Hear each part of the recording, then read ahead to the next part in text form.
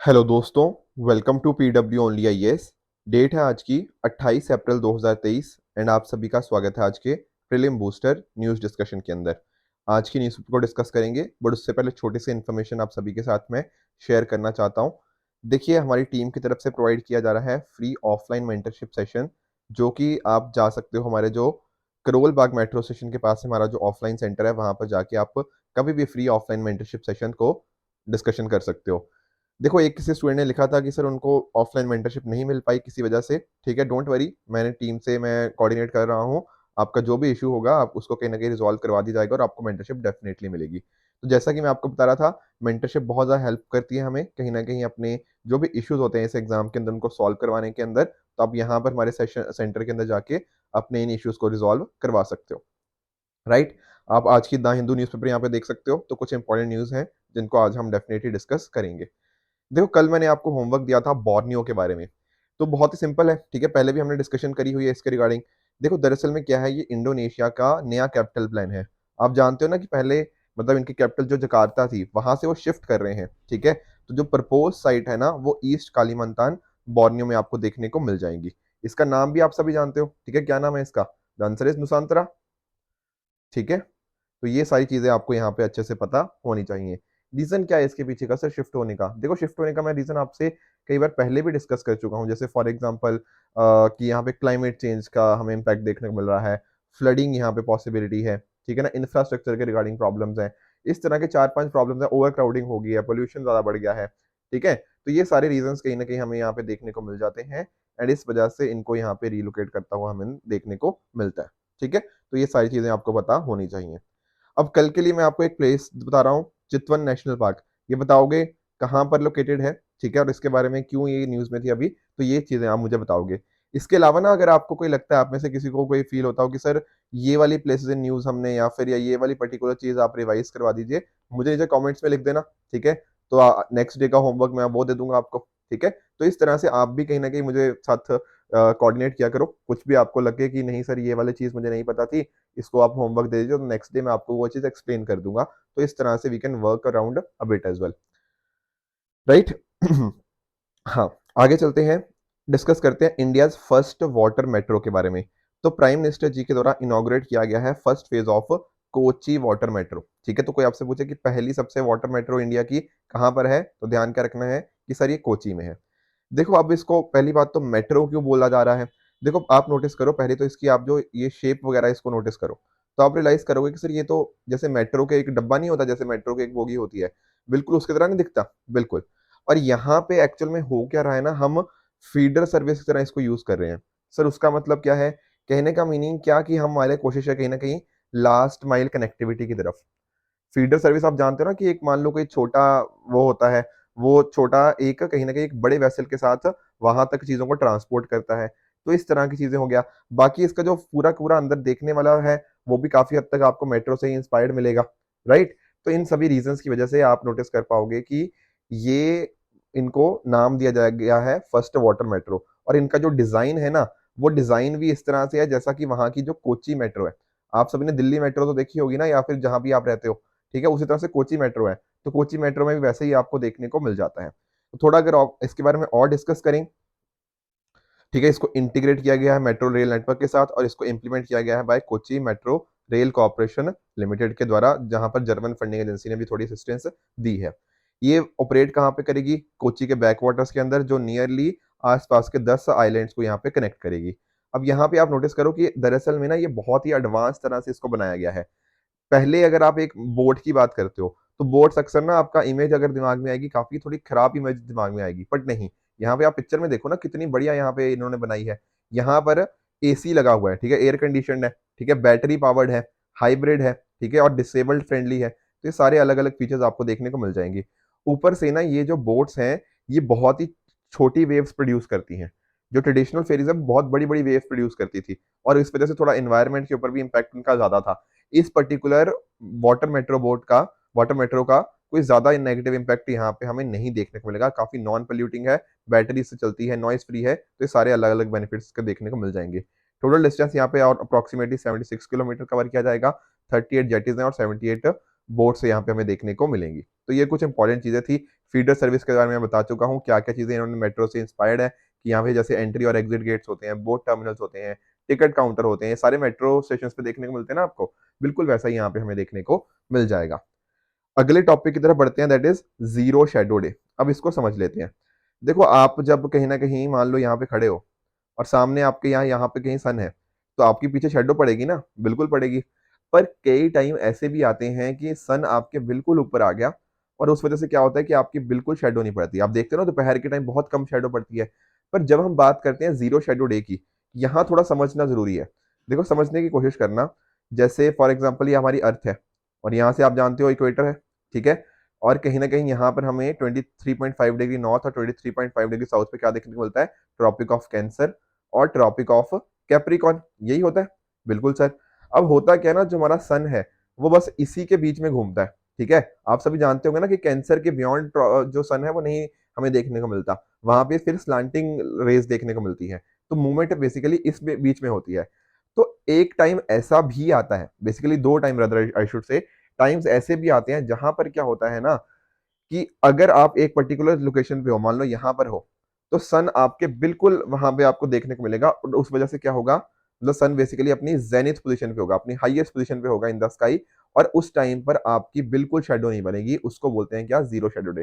Getting the point? धूप होगी, सन निकला होगा, पर सन अपने हाईएस्ट पोज़ीशन पे होगा उस दिन के ऊपर और उस टाइम पर आपकी कोई शैडो कास्ट नहीं होगी और उस टाइम के ऊपर सोलर नून के टाइम पे, तो वहाँ पर उस चीज़ को बोलते हैं ज़ीरो सोलर डे। अब ध्यान क्या रखना है? ध्यान ये रखना है कि वही पोज़ीशंस कहीं न कहीं ज़ीरो शैडो डे एक्सपीरियंस करेंगी जो ट्रॉपिक ऑफ कैंसर और ट्रॉपिक ऑफ कैप्रिकॉर्न के बीच में होंगी। सर ऐसा क्यों? अरे अभी तो बताया, सन सिर्फ़ इसी बीच में अपने डायरेक्ट रेज़ को देता है। मतलब बिल्कुल जो वर्टिकल रेज़ होती हैं। ठीक है ना? मतलब बिल्कुल जो उसके डायरेक्ट रेज़ आती हैं। बाकी जगह तो स्लैंटिंग रेज़ जाती हैं। तो यही हमें सिर्फ़ zero shadow day tropic of cancer और कैप्रिकॉर्न के बीच में देखने को मिलेगा। तो अगर कोई रांची के नॉर्थ में जगह है, आप जानते हो ना कैंसर जो है वो यहाँ से निकल के जाती है इंडिया के बीच में से, ठीक है ना? गुजरात से होते हुए राजस्थान, मध्य प्रदेश इस तरह से। तो रांची के कोई नॉर्थ वाली प्लेसेस है ना, वहाँ पर आपको ज़ीरो शैडो डे देखने को नहीं मिलेगा। उसके जो इतनी सदर्न वाली जगह है, वहाँ पर आपको देखने को मिल जाएगा। आई होप आपको इसका मीनिंग समझ आ गया होगा। तो अभी 25 अप्रैल को 12:17 पे क्या हुआ था, बैंगलोर हो गया, कुछ और प्लेसेस जो कि हमें देखने को मिली, वहाँ पर ज़ीरो शैडो डे हमें देखने को मिला था। अब ज़ीरो शैडो डे देखो 2 टाइम हो सकता है। एक हो सकता है उत्तरायण के टाइम पर, एक होता है दक्षिणायन के टाइम पे। देखो एक हो सकता है, मैंने देखा ना, आप नोटिस करो जैसे अर्थ है, ठीक है? अब एक तो होगा कि सन आपका साउथ से नॉर्थ की तरफ मूव करे, तब उस टाइम पे आप जानते हो ना, जैसे फॉर एग्जांपल मैं आपको थोड़ा और बताता हूँ।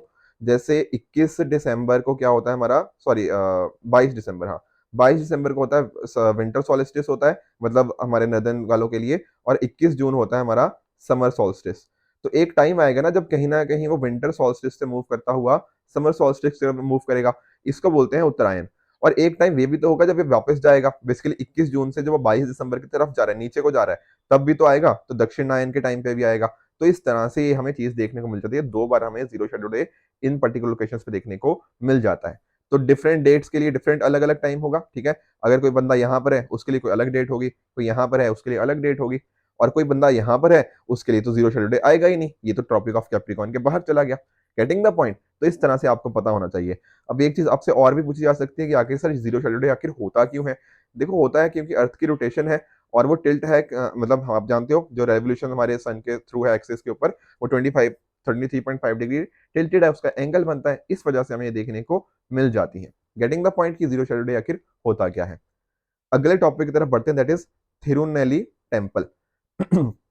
अभी देखो क्या हुआ है, एक इनटैच करके है, Indian national trust for art and culture heritage. इन्होंने अर्ज किया है गवर्नमेंट को कि हमें ना कुछ स्ट्रक्चर्स को प्रोटेक्ट करना है। जैसे फॉर एग्जांपल इन्होंने बात करी है इस स्ट्रक्चर की। ये क्या है सर? ये 600 साल पुराना विलक कुमुडम है, ठीक है? एक ग्रेनाइट का स्ट्रक्चर है जो कि हमें देखने को मिलेगा कहाँ पे? Shri Mahavishnu temple at Thirunelli in Wayanad district. Sir Wayanad कहाँ है? वायनाड आप जानते हो, ठीक है? केरला में आपको देखने को मिल जाएगा।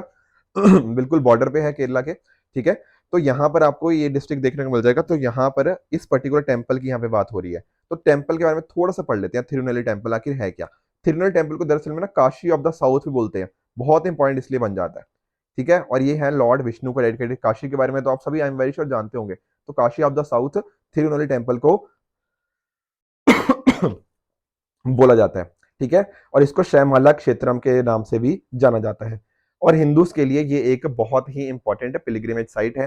ठीक है, यहाँ पर आपको 3 रिवर्स का संगम एक तरह से देखने को मिलता है, जैसे पानसनी, ठीक है, जो कि बहुत ही होली रिवर है, कुदामुरुति, ठीक है, कुतापुजा। देखो मुझे पता है मेरे नाम प्रोनाउंसिएशन में थोड़े गलत हो सकते हैं, बट आप इसको समझने की कोशिश कीजिए। और ये इसका एक बहुत ही सर्कुलर स्ट्रक्चर है जो कि ग्रेनाइट स्टोन से बना हुआ है, और ऐसा माना जाता है कि भगवान ब्रह्मा जी ने खुद इस पर्टिकुलर टेम्पल को बनाया था। इसका बहुत ही आप जानते हो मुरल पेंटिंग्स आपको देखने को मिल जाएंगी, कार्विंग्स है इसके अंदर, ठीक है। और ये जो मेजर 3 फेस्टिवल है, विशु भी जानते हैं आप लोग, नवरात्रि भी, और थिरुनेली फेस्टिवल के टाइम पर ये टेम्पल इन पर्टिकुलर फेस्टिवल को सेलिब्रेट करता है। तो लोकेशन पता होना चाहिए, कौन से गॉड हैं वो पता होना चाहिए, और क्या इसको नाम से बोला जाता है। ये 3-4 पॉइंट अगर कहीं ना कहीं पॉइंट्स पता होंगे ना, तो आप एग्जाम में इस पर्टिकुलर क्वेश्चन को अटेम्प्ट अच्छे से कर पाओगे। अगले टॉपिक की तरफ बढ़ते हैं, दैट इज सुप्रीम इनिशिएटिव। पहली बात तो समझो कि आखिर ये सुप्रीम का मतलब क्या है। देखो सुप्रीम की फुल फॉर्म है support for upgradation, preventive, repair and maintenance of equipment. तो ये सुप्रीम ना एक तरह का प्रोग्राम है by ministry of science and technology. देखो आप समझने की कोशिश करो, एक होती है हमारे पास AIF, analytical instrumentation facilities. Sir इसका मीनिंग क्या होता है? देखो हमारे अलग अलग सेंटर्स के अंदर, हमारे अलग अलग एजुकेशनल इंस्टीट्यूशंस के अंदर क्या चाहिए होती है? रिसर्च चाहिए होती है। जो मॉडर्न साइंस एंड टेक्नोलॉजी के अंदर रिसर्च चाहिए होती है ना, तो उसको करने के लिए आपके पास इंस्ट्रूमेंट होने चाहिए। पर इंडिया के 2 अलग अलग लैब्स हैं, वहां पे इंस्ट्रूमेंट नहीं देखने को मिलते, ठीक है, और ये इंस्ट्रूमेंट होते बड़े महंगे हैं, ठीक है ना। तो इस तरह से कुछ इस तरह के जो हम इंस्ट्रूमेंट्स की बात करते हैं, उनकी जनरली बात कर लेते हैं एनालिटिकल इंस्ट्रूमेंटेशन फैसिलिटीज की। तो इनको जो हमारे साइंस एंड टेक्नोलॉजी हो गया, रिसर्च एंड डेवलपमेंट के लिए इनको यूज किया जाता है, एकेडमिक इंस्टीट्यूशंस के लिए यूज किया जाता है, इंडस्ट्रीज में भी इनफैक्ट इनको यूज कर लिया जाता है, ताकि इनके बेसिस के ऊपर हम कुछ अच्छा काम कर पाए। तो यहाँ पर क्या हुआ है ना, सुप्रीम इनिशिएटिव को ministry of science and technology ने लॉन्च किया है, ताकि एक तरह की हम फाइनेंशियल सपोर्ट प्रोवाइड कर पाए, ताकि ये जो अलग अलग AIF है ना, एनालिटिकल इंस्ट्रूमेंटेशन फैसिलिटीज, इनकी जो मेंटेनेंस हो पाए, इनकी अपग्रेडेशन हो पाए, उसके लिए ध्यान रखिएगा क्या, ये सुप्रीम इनिशिएटिव है। ठीक है, अगर इतना पता लग गया, इतने में ही आपका आंसर निकल जाएगा। पहली बात कि कौन करता है और इसका मीनिंग क्या है, इसका ऑब्जेक्टिव क्या है। ठीक है, तो इनकी रेट्रोफिटिंग हो गया, इनकी मेंटेनेंस, एक्वायरिंग करना, नए लेना, ये सारी हमें यहाँ पे देखने को मिल जाएंगे। ठीक है, मिनिस्ट्री हम समझ चुके हैं। और ध्यान रखिएगा कि जो वाली फैसिलिटीज कहीं ना कहीं department of science and technology की सपोर्ट से बनी है, सिर्फ वहीं पर फंडिंग रिसर्च रिपोर्ट यहाँ पे दी जाएगी। ठीक है, ऐसा नहीं कि हम सब किसी को दी जाएगी, नहीं। जो भी UGC रिकॉग्नाइज्ड सेंटर यूनिवर्सिटीज हो गया, state government state fund universities हो गया, डीम्ड यूनिवर्सिटीज हो गया, प्राइवेट यूनिवर्सिटीज, जो कहीं ना कहीं वो अप्लाई कर सकती है स्कीम के अंतर्गत। पर ध्यान रखना कि एनालिटिकल इंस्ट्रूमेंटेशन फैसिलिटीज जो DST की सपोर्ट से कहीं ना कहीं क्रिएट करी गई हैं, वही इस पर्टिकुलर स्कीम के अंतर्गत कवर करी गई हैं। इस स्कीम की ड्यूरेशन होगी 3 साल से अधिक नहीं होगी। ठीक है, और फंडिंग पैटर्न कैसे रहेगा? फंडिंग पैटर्न रहेगा 75:25 for private and government on institutions के लिए भी सेम ही रहेगा।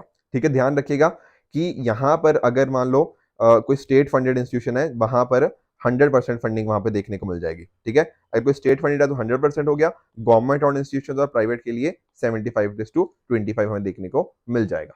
क्लियर? अगले टॉपिक की तरफ बढ़ते हैं, that is safe city project. अब सर सेफ सिटी प्रोजेक्ट क्या है? देखो समझते हैं इसको। एक्चुअल में है क्या ना, सेफ सिटी का मतलब थोड़ा वुमेन से रिलेटेड है। कहने का मीनिंग क्या है? देखो पब्लिक स्पेसेस हमारी जो हैं, वो महिलाओं के लिए, ठीक है ना, वुमेन गर्ल्स के लिए एक तरह से सेफ बने, एक प्रॉपर एनवायरनमेंट उनके लिए क्रिएट किया जा पाए, इसी को बोलते हैं सेफ सिटी प्रोजेक्ट। अब कौन ये रन करता है? इसको रन किया जाता है मिनिस्ट्री ऑफ होम अफेयर्स। पर ध्यान रखना, हमने क्या करना है, महिलाओं के लिए पब्लिक स्पेसेस को सेव करना है ना, तो ministry of women and child development भी यहाँ पर आती है अंडर द निर्भया फंड। ठीक है ना, निर्भया फंड आप सभी जानते होंगे, एक फंड बनाया गया था ताकि वुमेन के लिए, ठीक है ना, तो ये हमें यहाँ पे देखने को मिल जाता है। अभी न्यूज में क्यों है? क्योंकि दिल्ली के अंदर हम इसको इंप्लीमेंट कर रहे हैं, एक तरह के सेंसर्स का नेटवर्क हम एस्टेब्लिश कर रहे हैं। बेसिकली कहने का पॉइंट क्या है, इसके अंदर अलग अलग चीजें हो सकती हैं। CCTV कैमरा हो गए, ठीक है, आर्टिफिशियल इंटेलिजेंस का यूज कर लिया, मशीन लर्निंग हो गया, फेशियल रिकॉग्निशन हो गया, कंट्रोल एंड कमांड सेंटर हमारे पास हो गया, वीडियो एनालिटिक्स, इस तरह की अलग अलग चीजें इसके अंतर्गत करी जाती हैं। अब इसको रन किया जा रहा है 8 मेट्रो सिटीज के अंदर। सर कौन कौन सी? दिल्ली, मुंबई, चेन्नई, कोलकाता, हैदराबाद, अहमदाबाद, लखनऊ एंड बेंगलुरु। हर पर्टिकुलर जो प्रोजेक्ट है ना, उसकी फंडिंग होगी 60:40। 60 आएगी सेंट्रल गवर्नमेंट से, 40 आएगी स्टेट से। पर दिल्ली के केस में एक यूटी है ना, तो यहाँ पर पूरा का पूरा फंड सेंट्रल गवर्नमेंट के द्वारा ही दिया जाएगा। तो सेफ सिटी प्रोजेक्ट के बारे में आई होप आप समझ गए होंगे कि इसका मीनिंग क्या है, क्या इसका ऑब्जेक्टिव है। अगले टॉपिक की तरफ बढ़ते हैं। देखो काफी हद तक ये स्टैटिक टॉपिक है, बट थोड़ा सा मैं इसको एक्सप्लेन कर दूंगा। जगत गुरु आदि शंकराचार्य जी और साथ साथ श्री रामानुजाचार्य जी के बारे में हमें यहाँ पे पढ़ना है। तो इनकी जयंती के ऊपर हमारे प्रधानमंत्री जी ने इनको ट्रिब्यूट्स पे किए हैं। तो इसलिए डेफिनेटली थोड़े इंपॉर्टेंट हो जाते हैं। देखो जब हम बात कर रहे हैं जगत गुरु आदि शंकराचार्य जी की, तो आप सभी जानते होंगे कि ना हिंदुइज्म को रिवाइव करने के अंदर इनका बहुत ही एक मेजर रोल रहा है।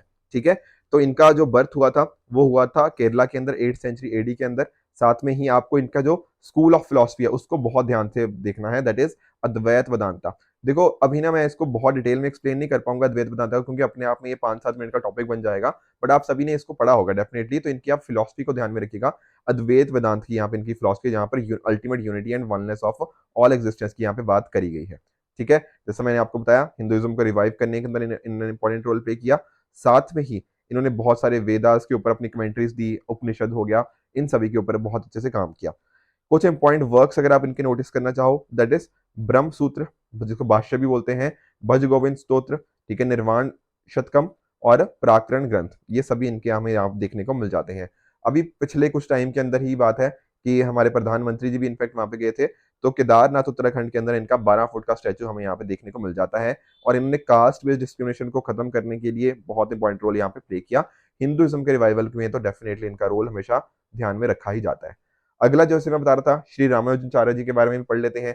देखो यहाँ पर भी इनके रिगार्डिंग भी आप सभी ने देखा होगा कि एक स्टैच्यू ऑफ इक्वालिटी हमें पिछले कुछ टाइम के अंदर देखने को मिला था, ये भी ठीक है ना, हैदराबाद में है, थोड़ा हैदराबाद से बाहर वाले एरिया में है, देखने को मिलता है रामानुजाचार्य जी का स्टैचू। तो ये भी बहुत इंपॉर्टेंट है। इन्होंने भी दरअसल में ना इनका जो, अगर हम बर्थ की बात करें तो तमिलनाडु में 1017 में हमें देखने को मिला है। ठीक है, सोशल जस्टिस हो गया, इक्वालिटी हो गया, इनके ऊपर इन्होंने बहुत काम किया। भक्ति मूवमेंट के प्रोपगेट के लिए इन्होंने काफी काम किया। और इनका जो स्कूल ऑफ थॉट है दैट इज विशिष्ट द्वैत। ठीक है, तो ये नाम भी आप ध्यान में रखोगे। यहाँ पर इन्होंने बात करी किसकी, qualified non dualism of qualified whole की। ये दोनों आपको ना आज का होमवर्क यही लेके चलो। ठीक है, इनकी फिलोसफीज के बारे में पढ़ना है कि इसका मीनिंग क्या था, और जो जगत गुरु आदि शंकराचार्य जी की फिलोसफी उनका मीनिंग क्या है, थोड़ा डिटेल में अच्छे से पढ़ना अपने एंड पे। ठीक है, थोड़ा लंबा टॉपिक है बट इंपॉर्टेंट है। साथ में इन्होंने 9 स्क्रिप्चर्स भी लिखे जिसका नाम नवरत्न के नाम से इसको जानते हैं। साथ में ही आप नोटिस कर सकते हो जैसे वेदांत सूत्र हो गया, भगवत गीता हो गया, इस तरह के ऊपर भी इन्होंने अपनी जो कमेंट्रीज हैं उनको यहाँ पे पेश किया था। ठीक है, तो ये कुछ इंपॉर्टेंट चीजें थी। बाकी वसुदेव का कुटुंबकम, the world is one family का आइडिया इन्होंने भी दिया, इन्होंने भी उसके ऊपर काफी उसके ऊपर जोर दिया। बाकी स्टैचू की तो हमने यहाँ पे बात कर ही ली है। राइट, तो ये कुछ टॉपिक्स थे जो हमें आज डिस्कस करने थे। कल मैंने आपको एक होमवर्क दिया था 2020 का, ब्लॉकचेन टेक्नोलॉजी। देखो अब तो ब्लॉकचेन को इतना ज्यादा यूज कर रहे हैं, बार बार हमने डिस्कशन भी कर लिया है, तो ये क्वेश्चन मुश्किल लगेगा नहीं। आप जानते हो डिस्ट्रीब्यूटेड, ठीक है, डिसेंट्रलाइज्ड जो पब्लिक लेजर है उसके ऊपर वर्क करता है। ठीक है, तो पहला स्टेटमेंट तो बिल्कुल ठीक है, पब्लिक लेजर है जहां पर किसी सिंगल यूजर का कंट्रोल नहीं होता और हर कोई इसको इंस्पेक्ट कर सकता है। तो पहला स्टेटमेंट बिल्कुल ठीक है। दूसरा स्टेटमेंट देखो क्या रहा है, structure and design of blockchain is such that all the data in it about crypto currency only. देखो आप समझने की कोशिश करो, यहाँ लिख दिया इसने ओनली। जो ब्लॉकचेन है ना उसको तो हम बहुत सारी अलग अलग चीजों में यूज कर सकते हैं। इनफैक्ट ना मैं एक्सपेक्ट करूंगा कि इस दिन मेंस में भी ये क्वेश्चन पूछा जाए कि ब्लॉकचेन के क्या क्या एडवांटेजेस हो सकते हैं। एक्चुअली में ना बहुत ही इमर्जिंग टेक्नोलॉजीज है। क्रिप्टोकरेंसी सिर्फ एक टाइप है। इनफैक्ट इवन जो हमारा वोटिंग मैकेनिज्म है वहां पर भी इसको यूज किया जा रहा है, हमारे फाइनेंशियल ट्रांजेक्शन है वहां पर भी इसको यूज किया जा रहा है, अलग अलग जगह पे हम इसको यूज कर रहे हैं। तो ये कहना कि सिर्फ क्रिप्टोकरेंसी के रिगार्डिंग है, ये तो बिल्कुल ही बिल्कुल गलत है। और आप सेकंड गलत करो, ठीक है ना, तो बी और सी तो कट गए, तो या तो ए है या डी है आंसर। तो डी उसको भी चेक कर लेते थर्ड स्टेटमेंट को, applications that depend on basic features of blockchain of are can be developed without any body's permission. ये बात बिल्कुल ठीक है। ठीक है, डिस्ट्रीब्यूटेड तरह से काम करता है डिसेंट्रलाइज्ड मैकेनिज्म में, तो डेफिनेटली आप कोई ना कोई इसके बेसिक फीचर्स को आप डेवलप कर सकते हो बिना किसी की परमिशन से। तो इसका सही आंसर क्या हो जाएगा, option number D, 1 and 3 will be the correct answer. Getting the point. आज हमने जो टॉपिक डिस्कस किए उनके बेसिस पे मैंने आपको ये 5 क्वेश्चन दिए हैं, इनको ट्राई करना एक बार आंसर करने की, फिर कल हम इनको अच्छे से डिस्कस कर लेंगे। कल मैंने आपको जो 5 क्वेश्चन दिए थे उनको एक बार मैं क्विकली आपके साथ डिस्कस कर लेता हूँ। पहला कहता है ऑपरेशन कावेरी, ये यूक्रेन में जो इंडियन सिटीजन स्टैंडर्ड थे उनको लाने का एक मिशन था। The answer is false. देखो पहली बात समझो कि यहाँ पर जो सूडान से हमारे जो भारतीय आ रहे हैं ना उनको वापस लाने के लिए मिशन था ऑपरेशन कावेरी। जब हम बात करते हैं यूक्रेन की तो उसका नाम क्या था, उसका नाम था ऑपरेशन गंगा। ठीक है, तो ये चीजें आपको पता होनी चाहिए। वाइब्रेंट विलेज प्रोग्राम, क्या ये इंफ्रास्ट्रक्चर के लिए कहीं ना कहीं और चाइना बॉर्डर के क्रॉस उसके लिए वर्क किया जा रहा है, बिल्कुल ठीक है, हमने मल्टीपल टाइम इसको देखा भी। कल हमने ये भी देखा था गति शक्ति के साथ कैसे इसको इंटीग्रेट किया गया था। तीसरा मलेरिया, क्या इन्फेक्टेड एडिस स्पीशीज के थ्रू ये होता है? The answer is false. देखो यहाँ पर बात हो रही है किसकी, जो फीमेल एनोफ्लीज मॉस्किटो होता है ना, उसके बाइट से कहीं ना कहीं ये ट्रांसमिट होता है, तो इस तरह से पैरासाइट ये होते हैं। ठीक है। चौथा स्टेटमेंट सीएसआर की बात करते हैं, तो जो भी कंपनीज एलिजिबल होती हैं उनको 2% खर्च करने होते हैं of their average net profit of the previous 3 years on CSR activities. तो ये बात वाली बात बिल्कुल यहाँ पे ट्रू है, सारे के सारे, ये 2% हो गया, नेट प्रॉफिट हो गया, 3 ईयर्स हो गया, सारी बातें यहाँ पे ठीक है। पांचवा statement, MICA markets in crypto assets, क्या इसको आसियान कंट्रीज के द्वारा लॉन्च किया गया है? The answer is false. Sir कौन सी कंट्रीज थी फिर? ये थी आपकी यूरोपियन पार्लियामेंट ने इसको रिलीज किया था। ठीक है ना, एक तरह से ये जो रेगुलेशंस हैं, ठीक है, उसने यहाँ पे बताई थी, एक तरह से सेट ऑफ रूल्स लेकर आए थे कि कैसे जो हमारी क्रिप्टो करेंसी काफी हद तक अनरेगुलेटेड मार्केट है ना, उसको गवर्नमेंट रेगुलेशन के अंतर्गत हम लेके आए, तो इस वजह से पांचवा स्टेटमेंट आपका फॉल्स हो जाएगा। Getting the point? ठीक है। अब पांचों क्वेश्चंस का आंसर, साथ में ही जो मैंने आपसे प्लेस इन न्यूज के अंदर चितवन नेशनल पार्क के बारे में पूछा था, वो भी आप मुझे नीचे कमेंट सेक्शन में बताओगे कौन सा उसका आंसर होना चाहिए। ठीक है। कुछ और भी अगर आपको कोई टॉपिक लगे कि नहीं सर ये वाला टॉपिक नहीं है, या फिर ये प्लेस इन न्यूज भी आप रिवाइज करवा दीजिए, तो डेफिनेटली आप मुझे कमेंट्स में बताना, मैं उसको अकॉर्डिंगली देख लूंगा। राइट। अगर आपको इस लेक्चर की पीडीएफ चाहिए तो आप हमारे Telegram channel only as nothing else पे जाके इसकी पीडीएफ को एक्सेस कर सकते हो एंड अपनी प्रिपरेशन को और भी बेहतर बना सकते हो। ठीक है फ्रेंड्स, तो आई होप आपको आज का सेशन बहुत अच्छे से समझ आया होगा। इसी तरह से आप भी अपने एंड पे हार्ड वर्क करते रहिए। This it for this video. Goodbye and good luck.